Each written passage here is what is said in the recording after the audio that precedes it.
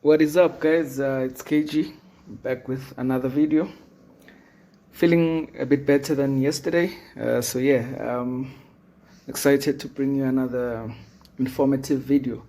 And guys, we don't really love politics here, but ignorance is not always bliss. So I feel like there's some issues that we need to talk about as a country, and this is one of them.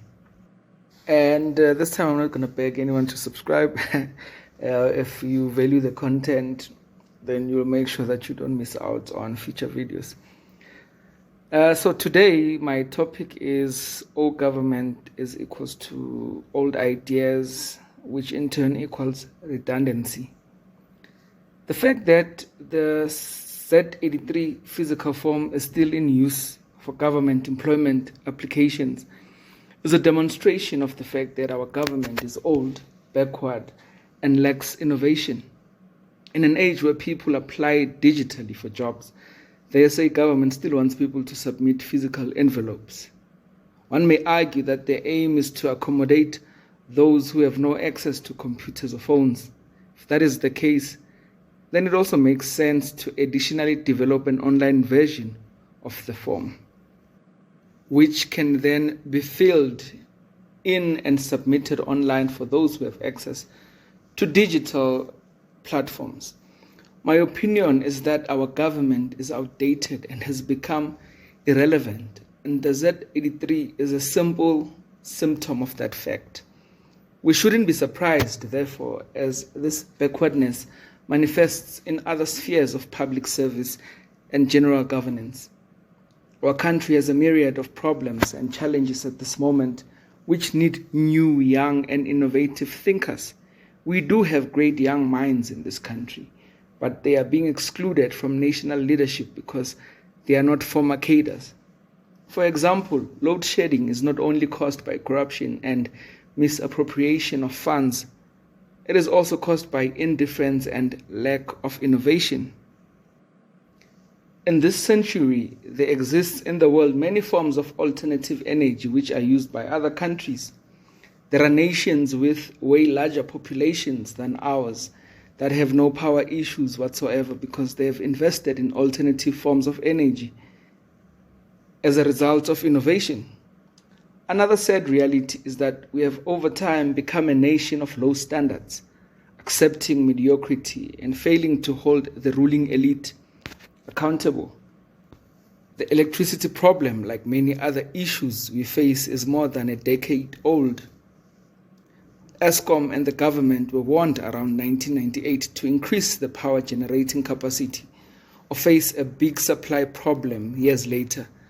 This warning was never heeded, and about 10 years later, load shedding started. In 2008, it was said that load shedding cost the economy about 53 billion. Considering this impact, Eskom then stated that it would work on its infrastructure and solve the problem within 5 years. This was in 2008. Yet 12 years later, we are sitting with the same problem.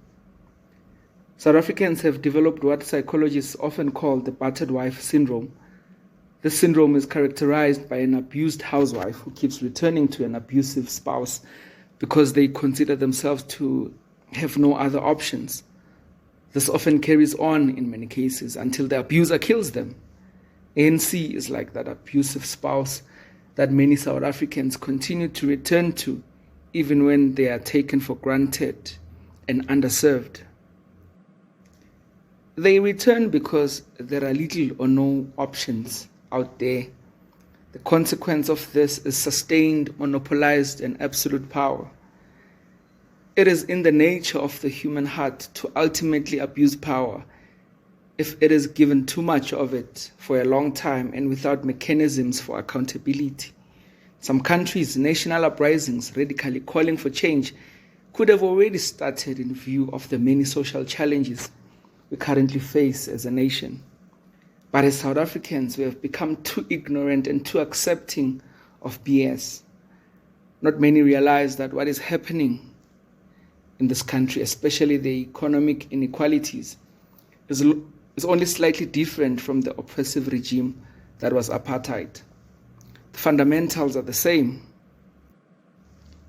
Instead of a white minority oppressing the people, it is now a so-called democratic and elitist regime, mainly consisting of black leaders, that is oppressing the poor and excluding them from economic participation. The same revolutionary radicalism that was displayed during the apartheid days is necessary to abolish this useless order of political power that is getting us nowhere.